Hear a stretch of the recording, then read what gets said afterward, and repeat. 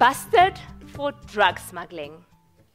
This was my welcome back to South Africa after 64 days of traveling alone using public transport through Zimbabwe, Zambia, Mozambique, Malawi, Tanzania, Zanzibar, Kenya, Uganda, and Ethiopia.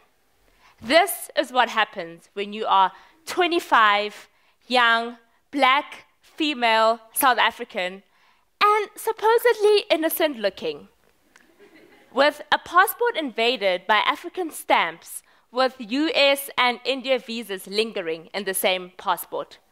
This cannot be normal. It can only be a bust. So this cop just outside Messina was about to make the biggest bust of his career, me. So there was a search going on around this time of a young black female South African who'd been smuggling drugs with an Asian country involved, and the cops had been warned that she might be in one of the buses coming past. So the bus stops, the cops do a walkthrough. One of them stops in front of me and shouts out to his other friend, which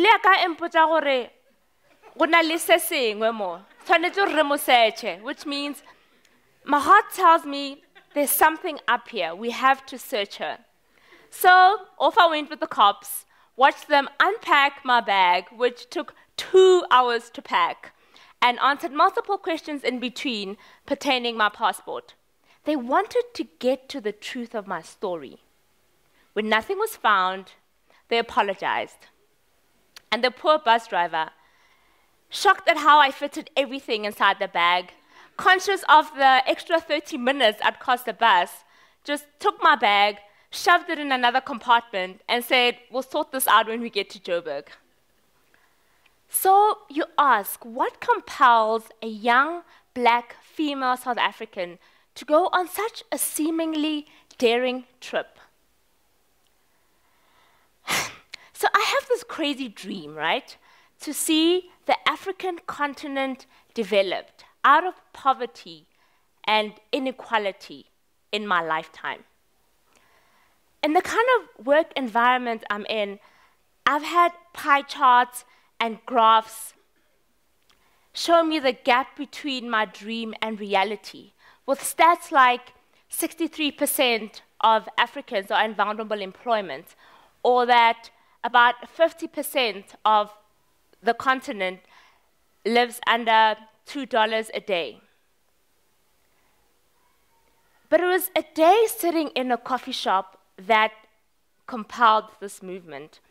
I was immersed in a book, and I read a line that completely broke me down. And I broke down in this coffee shop, and I started to cry. And the line said, Africa's gift to global leadership lies in its roots, in communally expressed humanity.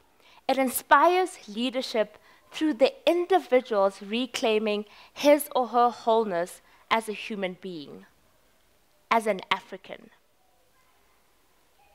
And I started to wonder and try to understand what this actually meant. And in addition to that, I wanted to see what this 63% vulnerable employment looks like. I wanted to touch it. I wanted to feel it. I was tired of just reading it on paper. And T.E. Lawrence explains best this move to step into this dream. And he says, all men dream, but not equally. Those who dream at night in the dusty recesses of their mind wake up in the day to find it was vanity. But the dreamers of the day are dangerous men, for they may act their dreams with open eyes to make it possible. So I dared to act on my dream. So my second night on the 64-day trip, I'm in Zimbabwe on a train from Bulawayo to Victoria Falls. This night, I was scared. I was on this desolate-looking train. I felt this overwhelming sense of loneliness, and I had this deep fear of getting malaria because I hadn't taken malaria tablets. And if there was ever a night I was going to turn back, it probably felt something like this night. And I remember asking myself what I'm doing and why I'm doing this. I was fortunate enough that evening to share a cabin with two elderly caring women. So I bought a SIM card earlier in the day so I can contact my family. When I got onto the train, I realized it wasn't working. And so one of the women I was sharing this cabin with offers me to use her SIM card. And she says she's got a friend in Victoria Falls who's a driver, and when I get to Victoria Falls, I can ask him to drive me around, but just before I leave, I should give this gentleman her SIM card. And if I happen to leave with a SIM card, I should just SMS her on another number and tell her that I left with a SIM card. And true to the story, the day I left Victoria Falls, this driver dropped me off at the border, and I gave him back this lady's SIM card. Now in Uganda, the source of the Nile in Ginji, I'm walking towards the entrance, and I'm taken aback by the many soldiers and cops and military trucks and AK-47s, and I don't know what's going on. But I walked to the entrance, and I found out that Yoweri Museveni, the president of Uganda, is visiting the Nile this day. And so there was a high security check, and given that, I couldn't enter in with my tablet and camera. So I was faced with two ultimatums: to either go back to Kampala, which is 80 kilometers away, or trust somebody. I opted for the latter. So I made a soldier friend, and I asked him to keep my gadgets for me. And he just warned me to come back before the president leaves. And so I went inside. I saw the wonder that is the source of the Nile. I hung out with the president and his crew a bit. There were lots of people. I still don't know what was going on to this day. And true to his word, I walked out before the president left and went to pick up my gadgets. And then, lastly, in Tanzania. So, the longest bus ride of my life, 2 days, it was said. So, I left Zambia on a Tuesday midday and was due to arrive in Tanzania on Thursday midday.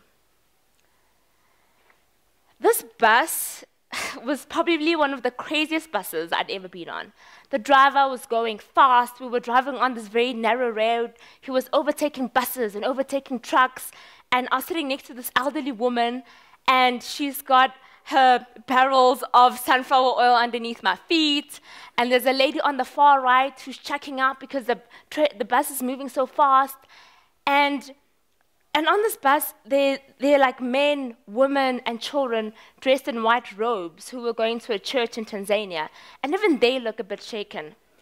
And I remember in this moment looking outside the window and actually wondering if we'd make it to Tanzania. And in this moment, I caught a glimpse of the sky, and this peace and calm I can't explain came over me. And No Violet Bulawayo puts it best. She says, even in these strange new places, the sky is still the same familiar blue, a sign that things will work out. So we finally arrive in Tanzania. It's Wednesday midnight. Everyone gets off the bus, and I'm the only one left. My expectation was that we would arrive in Tanzania on Thursday midday, so I hadn't made sleeping arrangements. So I walk up to the driver, and I say to him, I notice everyone has left the bus, and I thought we were arriving on Thursday, and so I don't have anywhere to sleep. Can I sleep in your bus? And eventually, after multiple iterations and hand signals, he eventually catches on to what I'm saying. He then walks me out of the bus into a 6-chaired bus station. And he shows me 3 chairs, and he says, I can sleep on those 3 chairs. So I'm like, okay, thank you. So I put my bags down, I got into my sleeping bag, and I slept on these 3 chairs. And I woke up the next morning, I was served coffee and breakfast, and these people also arranged for me to go to, they helped me buy my ticket to go to Tanzania, to Zanzibar. And interestingly enough, in this very same spot, a week later, a woman comes to me with 2 young girls who are on their way to Zanzibar and asks me to take care of them on this ferry, and that there'll be a gentleman on the other side waiting for them. We exchanged numbers, and it was done. So I've said I have this crazy dream to see the African continent out of poverty and inequality in my lifetime. And then there were these stats that dared to show me the gap between my dream and today's reality. And then I had this breakdown that I couldn't explain in the coffee shop. And eventually felt compelled to go really touch and see and feel this dream I'm trying to bring to life. And so in the stories I shared today, I could have probably shared more tangible stories about some of the things I experienced, like how I was teaching English in Zanzibar to 3 grades in 1 class at the same time. I'm not too sure how, but that's what I did. And how I extended my trip by an extra week because I met a businessman in Zanzibar who asked me to help him identify business opportunities in Tanzania. But the stories I shared probably speak more to the places or the times when I've had to be the most vulnerable. And it's in these times when I found it more challenging to trust. And this vulnerability and trusting is what allowed me to trust the woman on the train in Zimbabwe, and they trusted me with their SIM card and a driver. And again in Uganda, trusting the soldier so I can experience the wonder of the Nile. And in going from Zambia to Tanzania on this crazy bus drive, trusting the familiar blue sky and this very same bus driver to give me lodging for the night. So there's an African proverb that says, if you want to go fast, go alone. If you want to go far, go together. And it was in this vulnerable place that Africa offered me trust as a gateway to my dream. What if I trusted you?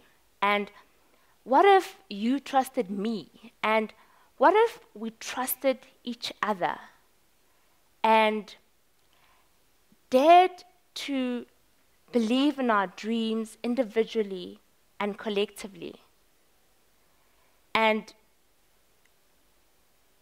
dare to let go of moving fast and rather going far in our lifetime. Thank you.